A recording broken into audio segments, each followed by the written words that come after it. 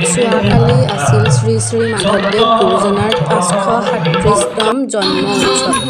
আমাৰ সত্ৰত বহুতো কাৰ্যসূচীৰে উদযাপন কৰা হৈছিল। সত্ৰত যিখন সত্ৰীয়া বিদ্যালয় আছে তাৰ ছাত্ৰ ছাত্ৰীসকলে বহুতো গীত মাতৰ পৰিৱেশন কৰিছিল, খোল বজোৱা, সত্ৰীয়া নৃত্য। আৰু মই বিশেষ অসুবিধাৰ বাবে যাব নোৱাৰাৰ কাৰণে অলিফাই মোক ভিডিঅ' কৰি গোটেইবোৰ ভিডিঅ' কৰি দিছিল।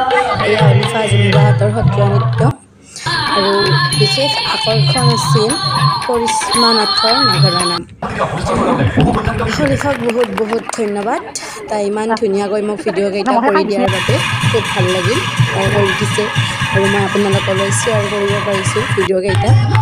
Thank you অলিফা।